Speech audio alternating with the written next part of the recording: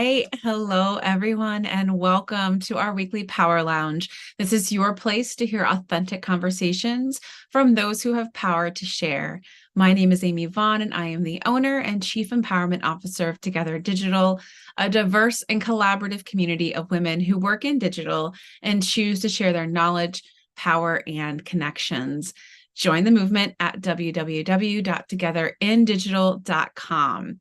This week, we're exploring branding's core concepts, psychology, and tech strategies so that you can gain valuable insights for brand growth. And I'm very excited to introduce all of you to Shena Nicole, a ChatGPT certified brand expert, business coach, and speaker. With a decade of diverse experience, she's navigated brand development, psychology, and tech. Shena's entrepreneurial journey boasts partnerships with Victoria's Secret, People Magazine features, and Women's Entrepreneurship Certificate from Cornell. Currently coaching with WE and Freelancers Union, Shena brings a wealth of knowledge to our podcast. We are super excited to have you here today. Shena, welcome.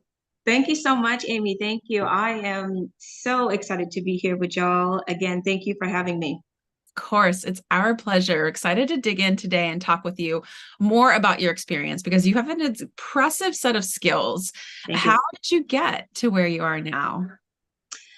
Oh, goodness. So my journey is a little bit of a windy road. I've worked in a lot of different places, a lot of different industries, but I want to say that I've always have held an entrepreneurial spirit. When I was younger, I used to daydream about being a CEO with my shoulder pads, walking down Wall Street with my cell Love phone in my it. briefcase. So that was always a thing for me. And at first I thought that I wanted to build a career in fashion. So I started as a sales associate and I worked my way up to different corporate roles. And, within that journey, it's where I discovered a knack for visuals, visual design, and visual merchandising. And I want to say that that's where the talent for designing experiences, Mhm. which is a huge component in branding, really started to take center stage and hone itself for me. And as time went on, I worked, I want to say, for over a decade in fashion, between stores and corporate. And, after a while, I felt like the fashion industry wasn't really for me. I didn't really feel like I aligned with the values and the ethics that existed in the industry in order to climb a ladder and really make it. Uh, Mhm. so uh, at the time, I said to myself, as I was thinking about what else I would like to do, I also had succumbed to an injury that took me out of the position that I was working in fashion. And I said to myself, no, this must be the universe steering me in a direction that looks completely different than what I thought it was going to be. Mm. And it was at this time that I really started to consider entrepreneurship seriously and started to ask myself, what is it that I'm really good at? What is it that I really like to do? And, at first I thought I'm really good at gift wrapping. So why not start a gift wrapping business and see how that goes? And Fun. that kind of popped up because I was, I'm in New York City and I was browsing some of the holiday markets that pop up at Bryant Park and Union Uh-huh. Square. And I noticed that amongst all the vendors, they didn't have any gift wrapping, which I thought was really strange. Since, they were selling presents and, selling gifts and, selling during the holiday season. So I said, let me start something. I'm good at this and it's something I love to do. So this is around the time that I believe Instagram had just hit the scene and it was way before we were selling ourselves online. So Mhm. I did an old school kind of thing and pounded the pavement and I hung up little flyers on like telephone poles in Manhattan on the coldest Fun. day of the year. And with my email and I went around to different stores and asked if they would allow me to set up a pop-up shop where I could wrap gifts for their customers that would come in, which is a great segue into how I landed a partnership with Victoria's Secret. I ended up walking into one of their major stores on Fifth Avenue. The manager said, hey, okay, I like what you're doing. I'll give you a shot. Mhm. And she allowed me to come in and set up a pop-up shop. And I wrapped gifts for a couple of weekends during the holiday and, were able to service their customers. And although that was great, after a while, a couple of weeks of doing it, it was fun and it was a great creative outlet. But I said, I don't think this is it. And then in the spring of 2014, my roots of fashion and retail kind of popped up again. And, this is when the whole athleisure trend was really starting to gain momentum. And I said, what doesn't exist is, high quality eclectic style leggings for an affordable price. And as someone who is of a curvier body shape, these were things I was looking for, and I know that other people were looking for them. So at the time, a friend of mine and we started a business called 20 Legs, which was, a business focused on athleisure, and we offered high quality leggings with eclectic styles for $20. And we really started the company as a side hustle to make some extra money. And it snowballed into something different, which completely blew our mind. We not only had grown the brand within Brooklyn by doing different pop-up shops and just, doing really well online. We also had an opportunity to be featured at an upfront event that was hosted at the Ritz-Carlton, which allowed us to get in front of some celebrities at the time. And from there, that snowballed into us having some celebrity clientele. The most notable is Gina Rodriguez and Andrea Navido from Jane the Virgin, which at the time was the #1 show on the CW. So, and they were awesome brand ambassadors. They were really supportive, very helpful, and also very, very nice. And we also got in front of some other celebrities, some cast members from Orange is the New Black, iZombie, a lot of the shows that were, on popular networks at the time. And because of this, we were able to land a feature in People magazine online, thanks to Andrea Navido, who they interviewed at the time. And she said, I want to talk about 20 Legs. I love your product. I love, how they make me feel. And, we landed a feature there, which was also just mind blowing. Right. And it was a great, great ride, great opportunity. I learned a lot about being a founder and running a company and running an e-commerce brand in that moment, but I still felt like there was something else that was missing as far as what I was really, really, really meant to do.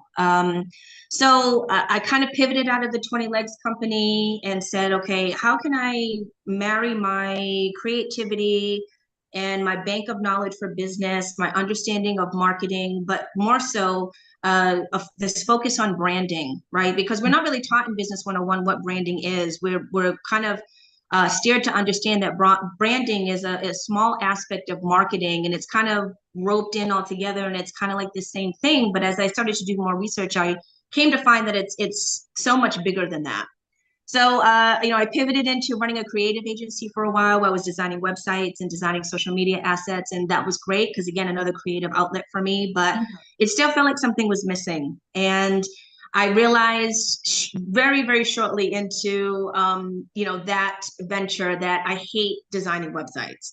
That is not for me. I love the design process. I love, bringing ideas to light. I think that's a beautiful process, but the tedious work of having to build a website and go back and forth was really not my jam. So again, it just felt like something was missing. And one day I was talking to another entrepreneur, friend of mine, and giving advice and essentially coaching her on business and in marketing. And it kind of clicked that this consulting coaching, this is what feels like home. This is what feels like home. I had, accumulated a wealth of knowledge from building businesses before, and also not finding that I was able to get a hold of a lot of support. Yeah. So I had to do a lot of it myself, which just left me with a plethora of knowledge that I could share with other people, especially other women entrepreneurs that were in the space and were also struggling for that type of support. So, after that, I said, okay, I think coaching and consulting is really where I want to plant some roots and really take off. So in 2016, I pivoted in that direction and told myself that, this was going to be it. So 2016 is when I started coaching and consulting seriously, and, have been doing it ever since. That's amazing. Yeah. That's wonderful. And what I love about your story, one, is just your sheer scrappiness and like early on, especially going from place to place, doing pop-ups, just being inventive and creative, like clearly You've honored that entrepreneurial and creative spirit all along.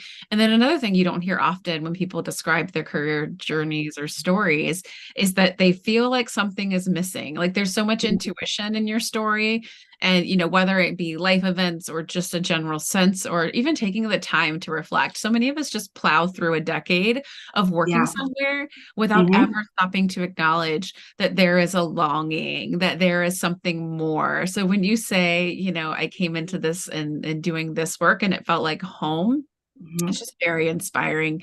Again, you don't hear those kinds of words used often when people describe their career journey. So kudos to you for Thank you so following much. it and getting you to a Yeah, place where you were able to really kind of bring your gifts to bear to help others in a way that feels right. That's an amazing feeling when you can get there. it I'm is. Thank you. First, yeah. And I mean, again, like I said, I get to hear a lot of career journeys and stories. So, it's always good to hear stories where people land where they're meant to be. That's amazing. What sorts of things have influenced your approach to branding? And I'm kind of curious, like, what are some of your favorite brands? Which brands do you admire the most? Oh, goodness. There's been a lot that has influenced the approach that I take, and it's a little unconventional. And again, I understood from the beginning, and as I continue to do research, there was a lot that was left out when you go, because I went to business school, Mhm. and the way that I learned about marketing, branding was maybe like a blip on the radar. Right. Right. But as time has gone on and I've really have, gained the knowledge to truly understand the business landscape and what it takes, branding is just so much more. So, deep diving into it, the approach that I take includes, philosophies from brand psychology, conscious branding, consumer behavior, tech, and then also, successful brands that I feel like are doing it right and have been doing it right this whole time. So again, we're taught in Business 101. It doesn't really cover much about branding and the importance of branding and building a sustainable company. Two, I would have to say there's more to branding than meets the eye, right? I feel like when I work with a lot of clients or a lot of other entrepreneurs. We tend to have a very limited idea of what branding is, and it tends to be limited to just the visual assets that represent who we are. So your logo, your color palette, your imagery, right? And I feel like we've been taught to understand that that's where the buck stops. But branding is so much bigger than that in so many ways. And then three, successful companies I feel that have standed the test of time have mastered the art of designing a brand persona or a brand person that people authentically want to know and love. Right. And the question I ask myself is, why haven't we been taught that very same thing, Mm. right? In what we understand about marketing and business and branding itself. So those are the themes that shape my approach to how I brand, or my consulting and coaching around branding. And then when it comes to some of the brands that I love that I really think that hit the bullseye every time, that includes Apple, Google, Airbnb, Pattern Beauty, which is Tracy Ellis Ross's hair care line, which I love. I'm a huge fan of hers, huge fan of anything that she does. I think she's amazing. Nike, Samsung, Team Epiphany, which is a experiential marketing company that's based here in Brooklyn. Issa Rae and her Hooray Oh, Media yeah. Company. Oh, I'm Um, just, again, she's another one who I love her and everything that she does. yeah, And for me, she just checks all the boxes. it does. Um, Blavity and all of their many companies, Beyonce as a personal brand. Mhm. I may be a little biased because I am a Beyonce stan, but and I tell people, that ask me, what kind of brands and personal brands should I study? And Beyonce always makes the list for me because, whether or not you like her music, she has built an undeniable, unshakable brand that has standed the test of time and made her the superstar that she is today. Some other companies include Black and Green, the Marathon Clothing, which is Nipsey Hussle's clothing company and brand. And then, Rihanna's whole Savage Fenty Mhm. beauty and clothing universe. Those are just some of the brands that make my favorite list Yeah. because, again, I think, when branding is done right, you step into a room very well aware of who you are, Mhm. what you do, why you do what you do, right? And who you are for. And that's a big part of the branding process, right? You're not allowing the audience or the consumer to tell you. You're walking in the door saying, this is who I am, this is who I'm for. If I'm not for you, that's great. There are other brands that exist that can service you. Right. But this is why I exist in this space. Mm. What would you say are some of the forgotten elements of branding? You mentioned the fact that we tend to just lean towards the visual. What are some other Yeah. areas we could start to explore? Sure. So when I talk about branding as a brand persona or a brand person, that's essentially what you're building, right? It's an entity.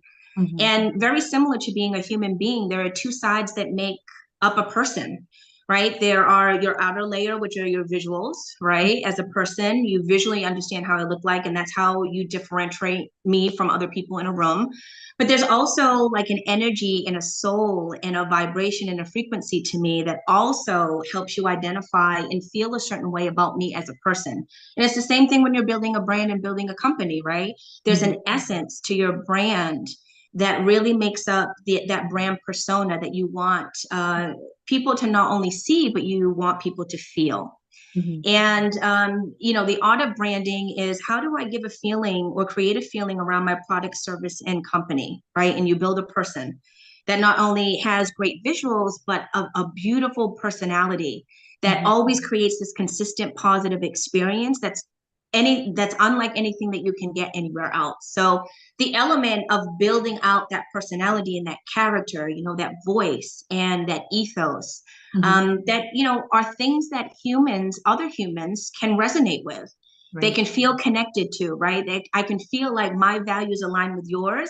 So that Mhm. makes me feel really good about doing business with you. Exactly. Mhm. Yeah, those what they're called parasocial relationships, those Yes. instances where people believe that they're friends with Beyonce Hmm. because they know her, right? They understand her personality, her brand, what she brings.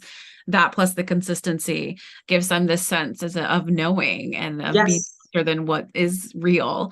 Oh, Um, absolutely. Yes. In my mind, me and Beyonce are best friends. Absolutely. I'm sure we Yes. all are. All right. And then I think too, this day and age, I think with all of the, abilities and as they've evolved with social listening and things like that, that we have the ability to measure sentiment. So we Yes. can work out into the world and really look and listen to see like, are people feeling the feelings that we are Hmm. hoping to evoke with Yeah. our messaging, with our marketing? And I think that's really, really awesome. I'm kind of curious. Of those brands, I mean, those are all like a lot of them are very big brands, Apple, Google, Airbnb, Nike. What is it about them in particular that they make your favorites list? What is it about them that makes them so stand out for you? How well they know themselves and how well they know their audience. It blows me away every single time. And it shows and shows up for me, I think, the most in their advertising and their marketing. Mm-hmm. These are brands that every time I see a form of advertisement from them, Mm-hmm. I feel the feels. Yeah. Yeah. Yeah, right. And for example, Apple has a new fuzzy feeling ad that has been circulating, and it's holiday themed. And again, it's showing how their products can help you feel something, Mm-hmm. and that's the crux of it, Mm-hmm. right? It's not so much about the product, but it's how the product can make you feel something, Right. make you do something, or help you feel like you've become something you've always wanted to be. Mm-hmm. Right. And in that fuzzy feeling ad, it's a woman that's using the iPhone to shoot a creative film piece using felt characters.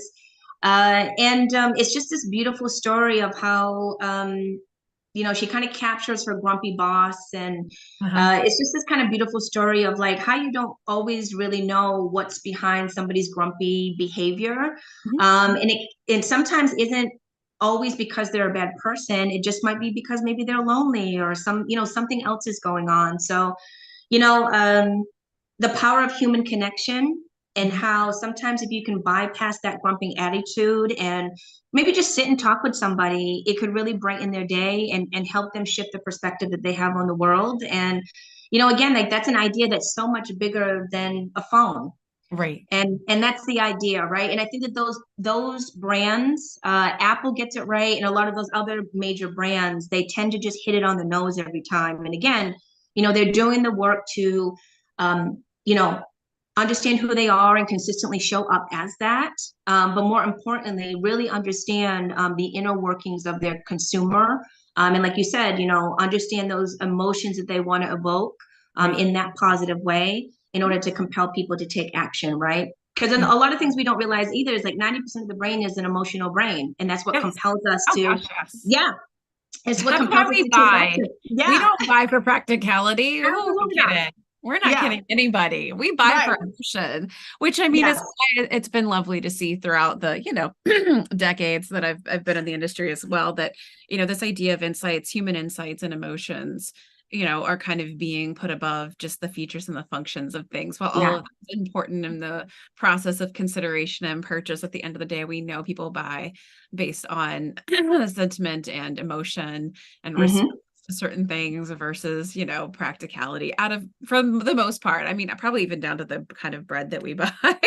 Yeah, Another brand that absolutely. comes to mind, although it's been a little rocky for them lately and it makes me sad, is Disney. I think Yeah. as a brand, historically speaking, it's just been so airtight. And what I love about it is the stories that I've heard about the experience. I didn't go to Disney World until I was a grown adult, but grew up loving and watching Disney movies. Mm-hmm.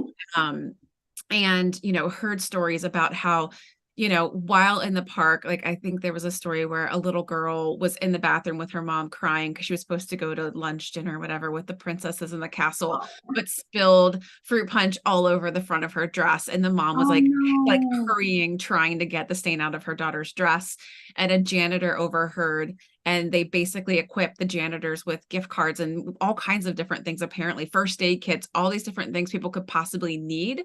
So while they're having this moment in the bathroom, the janitor's like tells the mom, hey, here, take this gift card and go buy her a dress so she can have Oh, lunch yes. buses. And I'm like, that is some freaking good branding because it's top to bottom, right? You're not Yep. just creating this veneer, you're creating an experience down to the point where you're even in the bathroom at Disney. Right. You're gonna have a good experience. Like Yep. that's some freaking good branding. Another fun example I saw recently that I wanted to share was Stanley, who makes Mm. the thermoses and the mugs that Yes. meant to last forever. I still have my Mm-hmm. parents from when I was a kid because it's like nostalgic. We took it camping with Mm-hmm. us all the time. And those suckers, they last. Apparently, I think it was on TikTok, a user of Stanley, her car caught fire and burnt to Oh, like I all saw the ashes. this. Did you see that? Yes. And the Okay. Stanley survived. And Yes. she tweeted about it and showed the fact that the mug was still there, the thermos was still there. And then they went and bought her a new car. Is that what? Wow. Yeah, they're like, you Yeah. know what? We're all about everlasting. So you know what? You still got a car. That's Don't worry. awesome. You That's might have lost your amazing. Stanley, or you might have lost your car, but you still have your Stanley, and now you have a new car. So yeah, so cool. And I love how, again, social media and listening has really given brands the opportunity to extend their experience as a brand beyond just kind of that one-sided Yes. experience. Yes. Awesome. I could go on about these some more, but let's get into the next question. Let's talk about, where were we? Influence your approach to branding in the way of conscious branding. This is something you Mhm. brought up a little bit earlier. How do you navigate aligning brand values with customer expectations? Because I think that can be a bit of a challenge sometimes if you're evolving a brand or growing a brand that's already established. Sure, sure, sure.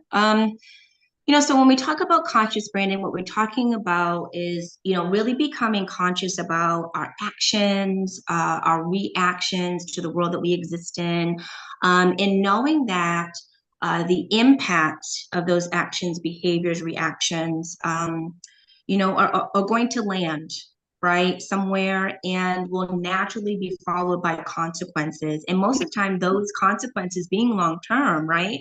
So when you're attempting to make that alignment, I think what's important to keep in mind is the awareness of how you show up, where you show up, and the imprint it will leave on consumers is crucial, Mhm. right? And I think the best way to navigate this space, if you're new to this, or just wondering maybe how you can do it better, I think number one, and this is the biggest thing for me, is getting really, really clear on what your values are Mhm. as a brand, because this will steer, basically everything you do throughout your brand. And this, includes your actions, your decisions, and also the direction of your relationships, right? So it's very important to get really clear on what that is and what that looks like for you. The way I put it is, what are your 3 to 5 value pillars that prop up your business that are unwavering?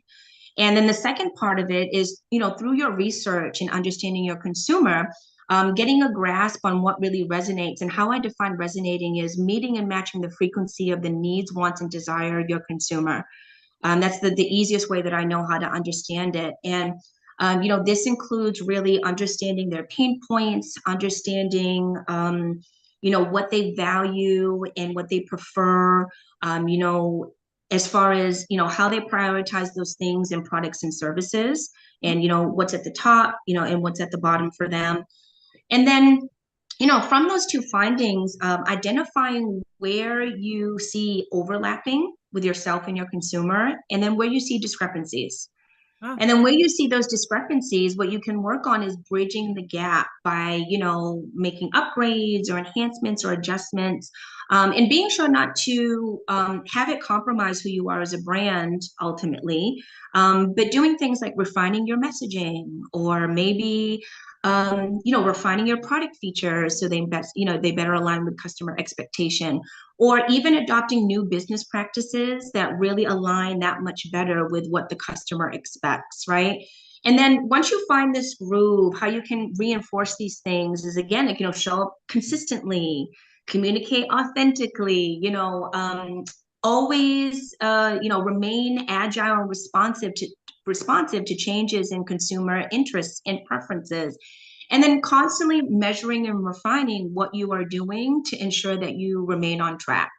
So that's the best approach that I can give to, yeah. making sure that you're truly aligned as a brand as far as your values and what you believe, with what the customer wants to see on the other end. That makes a lot of sense. And I think as we're Yeah. coming up on an election year, I think this is such Yeah. an important time to Yes. talk through that with your team or whomever you need to Mhm. talk to, like you said, about working on defining those 3 to 5 brand pillars, because it's so easy for brands to want to jump on the bandwagon and have Yeah. commentary where there's none needed. This to give Yep. you the guidance you need to know where to play and where to Mm-hmm. stay away, because I Mm-hmm. COVID and everything that happened in 2020, from a social justice standpoint as well. Some brands made some pretty big missteps because I don't think they did their homework.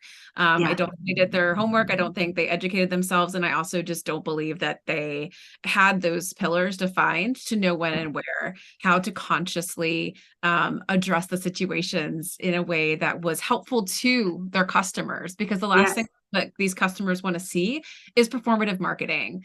Right.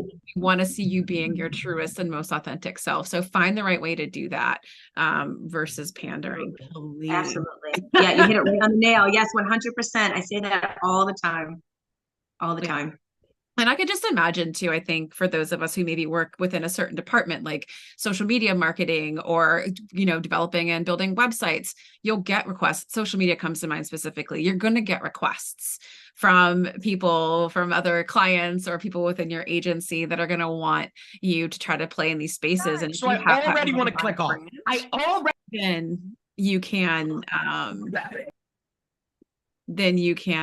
be able to, hold on, let me put this person in the waiting room. We've got a couple people joining a little late, it seems, but then not on mute. So Kaylee, if you could just kind of keep a watch on that for me. But anyways, that's what podcast editing is for, right? Thanks, Sia. We love you. Right. Awesome. Well, thank you so much. That's really helpful. Yeah. All right, kick him out. Report. Bye-bye. You're done, Luke. Gosh, why is it always the guys that come in here and interrupt the conversation? That makes me sad for the rest of our good guys out there. All right, let's get back to it. I'm going to do one more pause so that Asia can pick back up from where we left off. Goodness, it's like whack-a-mole today. All right. As a business mentor, you mentioned that you do tend to mentor a lot of female founded companies. What are some of the things, what are some common challenges that they face in particular in building and promoting their brands? Because that's going to be a lot of our listening group today. Yeah, yeah. So I want to say, just in my personal opinion, what I feel like I have come across is, you know, for the way that our society is structured, it oftentimes burdens women with this belief that we must be everything, everywhere, to Hmm. everyone all at once. And Yep. because of this, I find that female founders struggle with focusing their efforts, their experience, and their expertise on one product or service and one audience. What I hear a lot is, well, I don't want to leave anybody out, and I know how to do these million things, and I think all of them should be a business. And um, even though that's great, and I encourage, entrepreneurs and other women, female founders to, explore their creativity, explore their ideas. But if there's really something that you want to get off the ground, it's best to be focused, because again, that will focus your efforts in building that growth that you want to see, and also like scaling your business, and also promoting it in an effective way. Um, I also tend to see that because we're naturally creative creatures, we tend to get a lot of downloads, a lot of big ideas. Mm. And I find because of this, it's sometimes a struggle to synthesize and articulate our magic, Yeah. right? Into this, clear, cohesive, and consistent idea, which in turn can hinder, again, the growth in building and also promoting their brands. So for a lot of female founders that I work with, again, I take them right back to let's get back to the drawing board. Let's come back, before we talk about marketing. And because I feel like the question I get the most is, I don't really know how or what to market. Mm. Um, and I don't know what to post on social media. Yeah. I feel like that's what I get a lot Uh-huh. is, my marketing, I just don't know what to do with it. I don't know what to say. I don't know what to put up. And I believe that unknown is really steeped in not knowing your brand well enough. Because if you know who you are, and you know what you represent, and you know why you show up every day, that helps you to find that clarity around how you should show up for your audience, right? And then also, knowing your customer really well, not only in the sense of demographics, but also psychographics, which is helping you understand how they think, what they value, right? The emotions, even thinking about, or even, sparking the conversation around perception.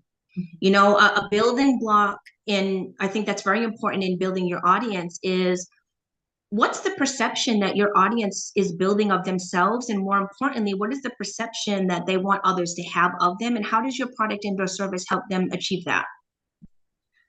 Yeah. Right? Got It's, yeah. that way. And it's a, yeah. Mm-hmm. Yeah. It's a question that like we haven't been taught to ask ourselves when building our audiences or building our business, but it's an important one because again, we're driven by emotions to buy certain things. And the reason why we align with certain companies and certain brands and certain products is because we really feel like this is a reflection of us or who Yeah. we want to be. Exactly. Right. Yeah. So, Exactly. there's so much more going on to just, buying a product, Mhm. in exchange of products and money. It's, there's a whole psychology to it. There's emotions. It's a layered experience. So again, I find that, you know, uh, a lot of the times, a lot of entrepreneurs are needed to come back to the drawing board and really get clear on who their brand is, Right. learning how to synthesize and articulate their magic and what they know how to do best, and how they can best serve a solution to the problem they have found in their particular industry. And then also, just helping them focus in on what that experience expertise is that they offer in a particular product service, and for a particular audience. That makes so much sense. It's such a good practice to go through and understanding what need. Here's a thought, ladies. Outsource Mm-hmm. it. Call Mm-hmm. Shana up, like find another brand expert to help you do this because you are so in the weeds and so accustomed to what you do and you kind of know the full gamut. Sometimes it's hard to see where those kind of little gems and opportunities lie to further define yourself, to increase that niche ability to attract those right kind of customers. Because that's the beauty of being in business for yourself, right? You get to hopefully Yeah. work for the kinds of people that you want to Mm-hmm. work for.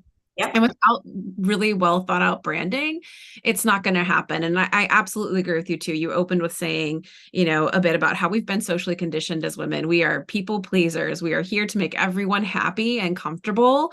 And, that's a nice place to be able to be, but it doesn't always make good business sense. Yes. And so understanding who you're not for and making sure that you're kind of putting that out there is a super important way to make sure that your business stays focused and grows. So that was super helpful, Sheena. Thank you so much. Like I said, we've got a lot of entrepreneurs, solopreneurs within the group that I feel like they're going to get so much from that answer. So thank you for that. Oh, you're Could you welcome. elaborate a little bit more since we did dive into a little bit of psychology? I'd Yeah. love to get more of your thoughts as well in the effective marketing and how businesses can leverage psychology to connect with their audiences a little better. Yeah.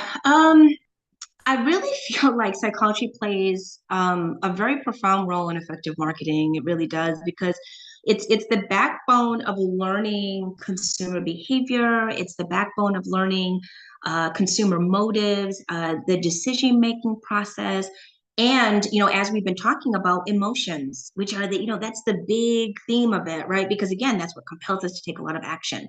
Um, so I feel like having a grasp on those things and a firm understanding of what motivates people to take action, and how to best form an emotional connection, it is really going to help you deliver, the message that you're trying to deliver in the marketing that you're doing, right? And I think that deeper knowledge can lead to, tailored marketing strategies that are really speaking to the specific preferences of your audience, which, I think as time goes on, what we're seeing, especially with Gen Z, is they want experiences that they feel that were made for them. They do not want cookie cutter. They do not want a mass product or service. They want something that makes them feel like you thought about me, you thought about my problem intimately, and you thought about the emotions that are behind, this problem I've been struggling with, and you showed up for me in a really intimate way. I also feel like it helped you better understand or form a stronger alignment between how you present information and how your consumer processes that information, right? Again, like bridging that gap together. So every time you deliver something, it's really hitting that bullseye every time. And then I think that it can also help you with uh, I want to say shaping and managing a positive brand perception, because again, perception is reality. So if you come off as a brand that is consistently delivering on its promise, you're consistently delivering in quality and value, then that's how make your way to forming that relationship so strong that I am now a loyal customer, Mhm. not even wanting to look at anything else. And the example that I like to use here is Tide. Tide is a laundry soap company that has been around for decades, and they have standed the test of time because they understand, what it means to show up consistently in quality and value. So much so that you can go to the laundry soap aisle at Target and you won't even look at anything else on the shelf.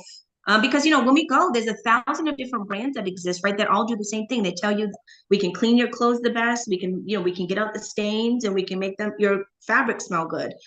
But people like to choose Tide. I think the two contenders in the space that usually I get at the top are Tide and Gain. Yep. And I think they're probably top competitors with each other. But again, Tide, it's quality, consistent in quality, consistency in value, Yep. and what makes me feel good about using it for my family, using it for myself, right? So there's those other aspects that are emotionally connected to me. And then the visuals of it too. I don't have to look for the Tide logo. All I have to look for is the red bottle with the blue cap. I know that's Tide. I pick it up and put it in my cart and I keep moving. And that's what I like to call it. It's an instinctive automated decision. And as a company, that's the aim. You want to penetrate the space where instinctive, automated decisions are made in your consumer. Yeah, And that you can does happen. only get that. Yeah, and it's so true because we don't even really, we're just picking it up, put it in the cart, and we keep going, we keep shopping. Um, and that's what we want to get. You want to penetrate that space of the subconscious. So it's just Yeah. it's a subconscious conscious choice. We pick it up and we move on, and we do other shopping in other areas and other departments. But I feel like the way that you can reach that space is, again, showing up with that consistency and all of those quality value things, because that builds trust, and trust is what allows you to penetrate that space. Where you are that just instinctive choice off the shelf, and we walk right by everything else.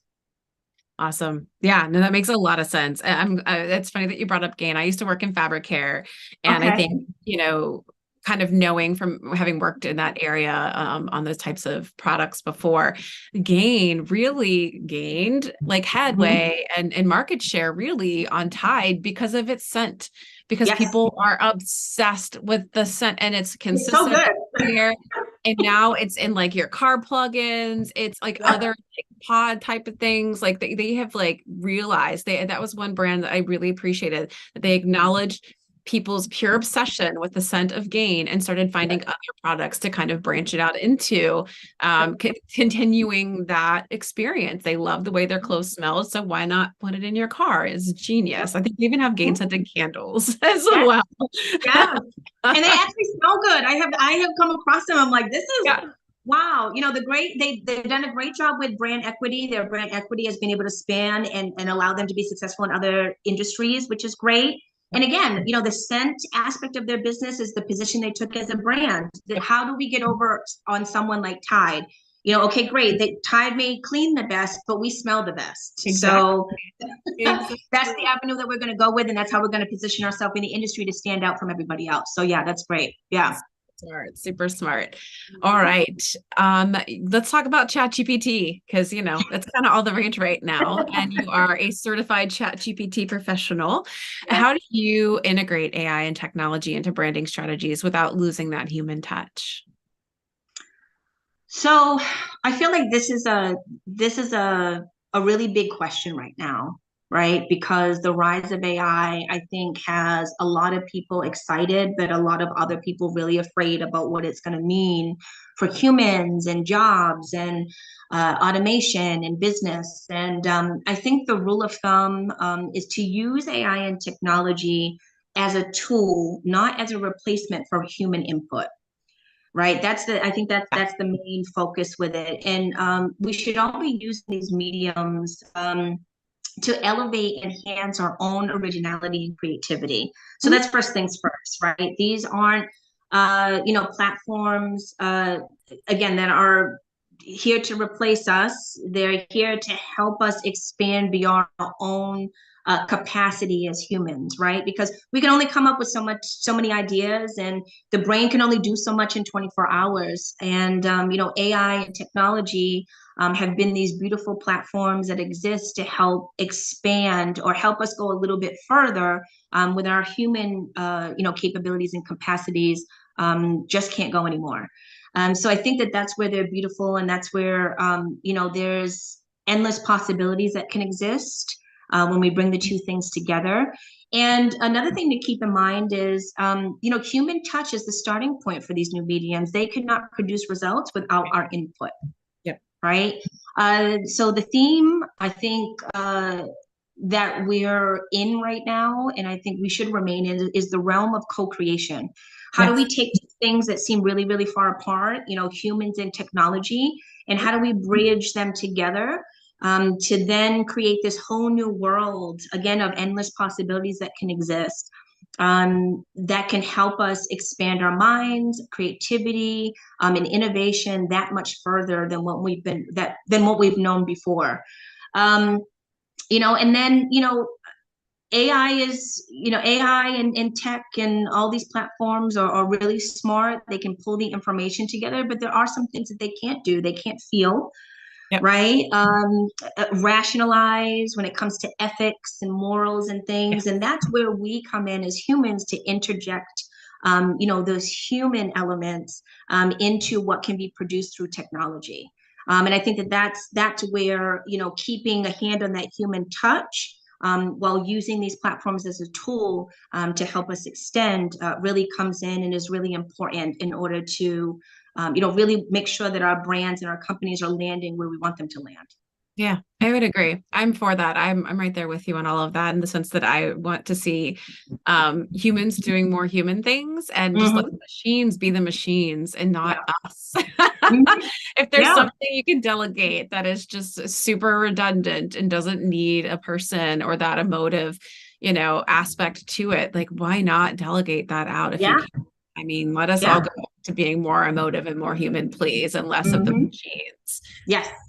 All right. Well, due to a lot of what's happening with ChatGPT, some automations and things like that, I think the world of content has kind of, it was already pretty busting at the seams, but now it seems to Yes. be even more so, right? Because we've got efficiencies now when we're creating content. So we're Mhm. just busting at the seams with content. What advice do you have for marketers aiming with marketers aiming to create brands that stand out in our oversaturated digital world? Yeah, again, it comes back to really knowing who you are, what you do, how you do what you do, what's your special sauce, what's your secret sauce, um, why you do what you do, because that why, Mhm. how, what, is going to be different for everybody, right? And I think most importantly is like what you believe in. What is it that you believe in? A lot of business is not necessarily making sure that you're making things that people need, but it's about doing business with people who believe what you believe, right? Yes. And which it makes it a much deeper experience than what we have been taught over the years. And, once you have those things figured out, standing firmly in that persona, you Mhm. know, um, stop being afraid of being different, Yeah. stop chasing trends, stop following the rules, and concentrate really on creating your own lane. Because Mm. that's really what it's about. If we think about all of the brands, these breakthrough brands that have popped up in the last 10 years, when we think about Instagram, when we think about Facebook, when we think about Amazon, right? They in our existence, right? Amazon was founded and started in 1993, where people were telling Jeff Bezos that you're crazy to think that people are going to buy books online. And now look at Amazon, Everything right? online. Yeah, now you can get everything there. And I think they just surpassed, what is it, FedEx or UPS as the biggest, like shipping company. Oh yeah. That exists. Yeah. So like, they're breaking all these boundaries and really setting the tone for new innovations that will exist. Facebook was the same thing. Before there was Facebook, there was MySpace, and that was our introduction to social media. And Yep. then Facebook hit the scene, and it was something completely different than we had ever seen before. And that's why it gained so much attention, and that's why it's so as big as it's become. um, so really just concentrate on being who you really want to be and standing in that really firmly. Love And that. then the goal is to be able to step into a room with 10 other brands or personal brands or companies that are doing the same thing as you, and naturally show up as that purple cow. And purple cow is a term coined by Seth Godin, which I love his Love it. philosophy, I love That's his Seth work. Godin. But it's like that's what you want to be. You want to be able to be the one that stands out naturally so that people want to stop and take an extra second to look at you like, oh wow, that's something really unique. It's really beautiful and it has all of my attention in this moment, which we know is really hard to get because people's attention spans are so short, where it's all Like spread. goldfish. Yes. Yes. I mean, oh my God. Like I don't you have about three seconds now to grab somebody's attention online. Yep. And I also feel like we do walk around with a responsibility. There's so much noise on the internet. There's Hmm. so much noise in just in real life. Yeah. And there's so many things that are just existing to exploit your eyes and grab your attention with no real return on your investment. Right. Time and energy, once you spend them, they're the most valuable commodities. Once you spend them, you can't get them back. So I feel like we do have a responsibility as creatives, entrepreneurs, business owners, that what we're developing, what we're creating and designing and putting out to people, should be of quality, should be of value, and it should give something in exchange for the time and energy that I'm asking for in return, That's a great point. right? Yeah, so do the right thing, show up with something to give people, with something to really offer people that's substantial. Yeah. And I think naturally from that, what you'll see is a reaction, and people naturally wanting to give you something in return, right? And I feel like that's how the relationship should be. Yeah. Yeah. Yeah. Um, 100%. I think, as you mentioned earlier, our attention spans, they're getting shorter. I think the number has gone from like 6 to 3 in maybe 5 years. Wow. It's ridiculous. And it's only getting shorter with the younger generations as well. Yes. Mm-hmm. So getting and holding people's attentions, it's just going to be an ongoing challenge for all of us. But what it does remind me, and I mean, I even think about it when we're talking about branding for our own group and organization, because what we have is so unique and special. Sometimes it's hard to articulate, but we need to be discussing more often our differentiators more strongly, because Yeah. like you said, those are the things that people are going to see and be like, oh, I relate within like a second. As soon as they relate, you've got their attention for maybe another 2 or 3 seconds. What are you going Mm-hmm. to serve them that's going to be helpful in sort of answering that need, that Mm-hmm. your differentiator is kind of bringing to their attention, you know? Yeah. Makes a lot of Mm-hmm. sense. I love it. I love it. It also made me think of those, I'm dating myself, the Apple versus Microsoft ads Yes. with the two guys standing next to each other. That was so brilliant because they just really Yep. leaned in hard. Like, how are we different? How can we Yep. actually position ourselves as different? So by personifying both of the brands for people, they were just kind of taking the legwork out of it for us. So that campaign is obviously pretty well known if you've been around for a little bit. All right, we've got a couple more questions, and then we'll kick it over to the live listening audience in case they have any questions for us today. I feel like we've covered a lot of good bases, though. This has We been have, right? Yeah. all right. My last few questions. Let's see. Here, could you share maybe a time in which a brand's conscious and strategic approach led to some very remarkable success? This could be somebody that you've consulted with or another brand that you've seen kind of just be smart on their feet and make the right move from a branding standpoint.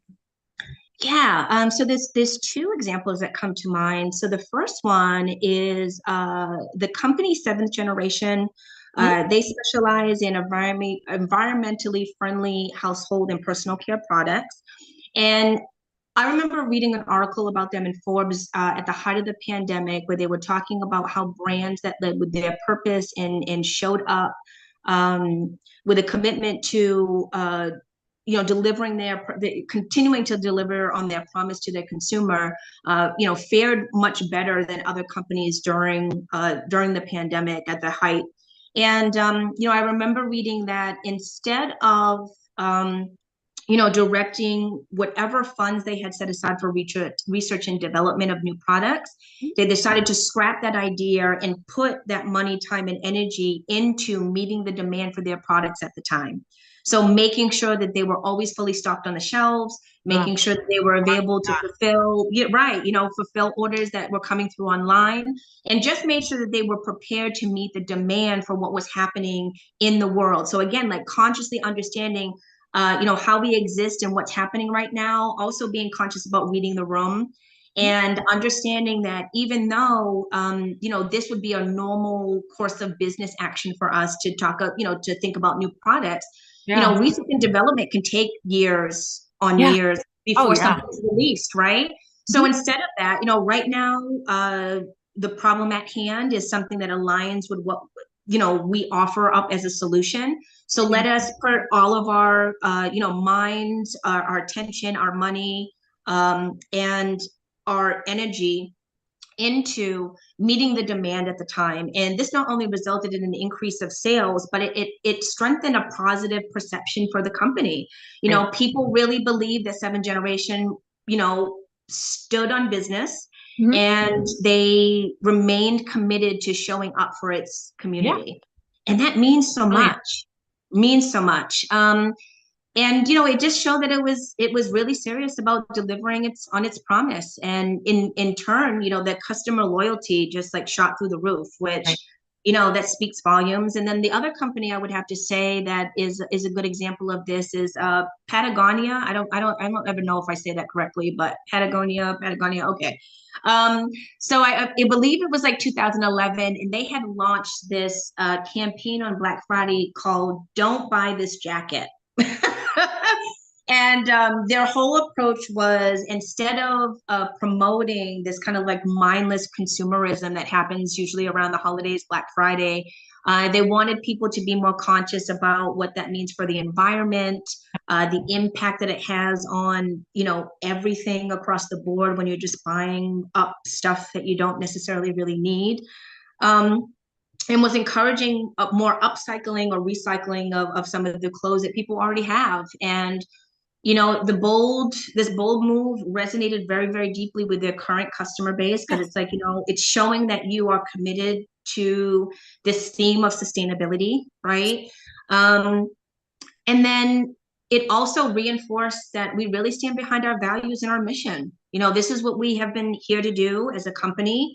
And we really stand behind that. And even if it means missing out on a few sales on Black Friday, Right. we're okay with that. We're You make up okay, for it, I'm because at sure. the end of the, yeah, because at the end of the day, there is a bottom line. Uh-huh. But like, when does that cross over into, um, people versus profit, Yep. right? And do we actually care more about the people? And I think you'll never go wrong if you step into a room, with the people in mind first that you're servicing, because those are the people that show up and make your business a business. Yep. Right. And the authenticity of the campaign, again, not only really resonated with their current customer base, but it also attracted a whole group Absolutely. of new people, because they were just so moved by their commitment, to their values and in the sustainability and their mission. So another great example about how remaining conscious and Mhm. understanding how to understand and read the room. And once you have declared a promise or declared a commitment to something, people are going to expect you to stand on that. Right. And even if it means that you miss out on a couple bucks, Right. that's okay, because I think the long-term effect of it, Yep. will be much more in your favor, when you step into something like this and make a move like that. So those were probably two top examples that I could use where, people were conscious Mhm. and they strategically used that to, boost who they were as a brand and as a company. Yeah, actually, that brings me back to thinking back a lot to where we were earlier in the conversation about when you have those strong brand values, brand pillars, it sets boundaries for how Yeah. where you show up. And is Black Friday a place where you need to be showing up, Patagonia? No, I think Aria Mhm. did something maybe a little similar to you, right? Did they do the Go Outside Yeah. campaign? Get outside campaign as well, because Mhm. again, just Mhm. shirking that general sense of consumerism, and just adding, to adding to so many things that we don't need to be adding to. If we have people who are very Mhm. earth conscious, how do we Mhm. stand true to that? I Mhm. think that's amazing. I love, and I honestly was not aware of the seventh generation story, and that's Mhm. genius because in the midst of the pandemic, we're all scrambling to find dish soap, and everything's Oh out of yeah. stock. So even if you'd never tried seventh generation, now you got people trying it because you're the only one left on the shelf. It's Yep. brilliant. I kind of Mhm. wish that the toilet paper companies would have done the same thing. Yeah. Right. I know. I kept saying the same thing. Like, are you guys seeing this? Because like we're in the stores and like people are punching other people in the face for toilet paper. Like, oh my God. Okay. So ridiculous. So ridiculous. All right, Sheena. We are at What a our time. last. I know. It was, it's just, I can't wait to tell that story to our grandkids someday. It's the time we couldn't go to the Goodness. store and find Goodness. toilet paper and got into physical fights about it. It's ridiculous. Ooh. We are we are right at time, but I'm going to go ahead and squeeze in our last question. This has been such a great conversation, Gina. So thank you. For those who are listening and want to continue to enhance their brand development skills, what are some practical strategies or spaces that you recommend that they go and check things out? Oh, let's see. Let's see. Um, I mean, again, for me, when we're talking about brand development, and I will come back to this every single time, ask yourself some questions, to start. And I think, one of the questions that's really important is like, if my brand were a person, what kind of person would I want it to be? Again, like thinking about if it showed up in a room with 10 other people who were doing the same thing, maybe talking the same language, what would stand you out from that crowd. Um, Also, when talking to people or thinking about your pitch or maybe your brand story, is this something that I can easily relay to people, and it's easily digestible, and it's also easy for them to understand the problem that you are solving, right? And if it's really hard for you to articulate and synthesize a lot of those ideas, because I feel like sometimes we get caught in our head like, well, I know what I do. I know what I do. I know how I do it, right? And I think in the beginning when you're getting started, you're like, that's all that should matter. I know it. But it's really, but what matters is how you can convey that to the customer that you're talking to, right? And if you find yourself struggling with that, again, coming back to the drawing board and saying, okay, what's first? What are my fundamentals and my foundation? What's my North Star? What's my compass? Because this will start to lay the ground for the compass that will direct everything else in your brand. And I think that starts with understanding what mission you're on, and mission even isn't just a mission statement, because again, Right. it's so much deeper than that. But if you worked at NASA and they handed you a memo with your next mission that told you were on your way to do something, what would that be? Right. And the same thing goes for the mission in your business and your brand. What are you on a mission to go do? What's the top of the mountain? What's the ultimate achievement? Right. And it's great if it's to sell products, but that can't be it. Right. Right. There's got to be something deeper going on and a deeper commitment to something that's bigger than you. When we talk about vision, I think vision is kind of like a two-pronged response that you can give. Vision is, when I look 10, 15, 20 years down the line, how has my business evolved, and has it changed the business landscape for the better? But also the people I have worked with, how are they better? And how are they trickling down to make the world better? Because the people that we work with and the impact that we leave them with is then spread out into the rest of the world. So what does that look like, right? How are people better because this solution that you have created to a problem exists? And, again, we talked about values, those 3 to 5 value pillars that propped up your business. And then the most important part of this is like your why. It's so, so, so, so important. Why do you get up and do this every day? And why do you feel like your business needs to exist? Like needs, not does exist, but it needs to exist in the industry.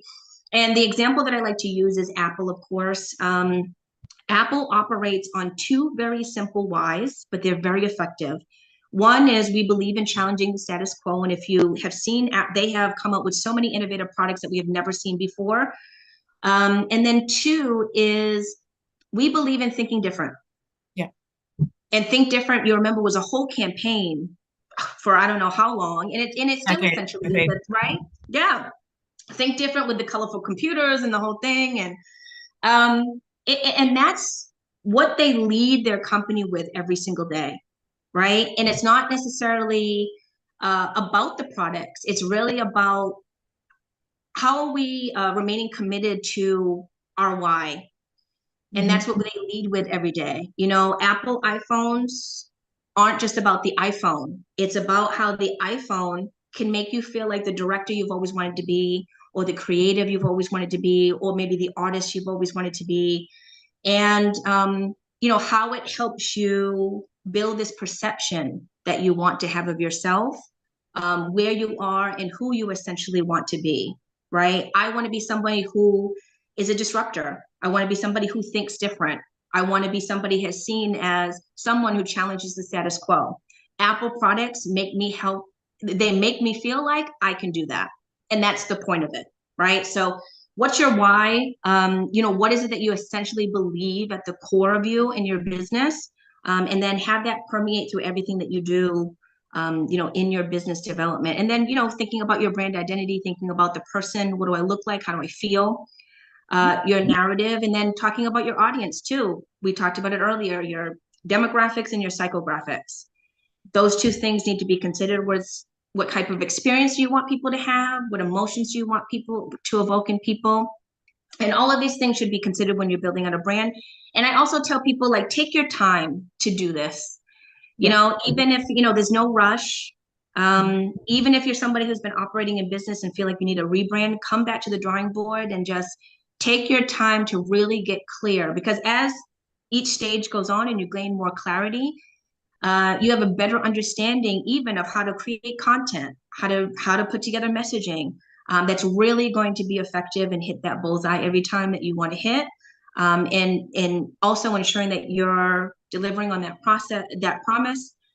You're showing up clearly, cohesively, and consistently, because those are huge aspects. And also just showing up to be the best brand person that you can be. Wonderful. Thank you so much, Sheena. This has been super insightful and very, very helpful. I see a couple questions in the chat that we're not going to have time to get to because we are well over time Oh, today. okay, so sorry. No, you Sorry, are y'all. totally fine. So here's the thing. Let me just find Sheena's contact information that we shared earlier, and I'm going to reshare it in the chat for our live listeners and in our show notes, obviously. You can connect with Sheena there on LinkedIn, on Instagram. You can also check out her website and be sure to ask those questions that you've got there. Yes, Sheena, thank you so much for bringing so much light and inspiration and really passion into what it means to grow, evolve, and identify your brand. It truly is an inside out job. And I think that you just exude that so well. So thank you so much for your time. We really appreciate you. And thanks to all of our Oh, listeners. yes, you're welcome. And again, thank you guys so much for having me. This has been so exciting. Also, very insightful and just a wonderful experience. Thank you guys. And also thank you to all of you that dedicated this last hour to come hang with us. I know you could be anywhere else, but you decided to be with us today. And I truly, truly, deeply appreciate you. Thank you so much. Ditto. All right, everyone, have a great rest of your Friday. Take care. We'll see you next week.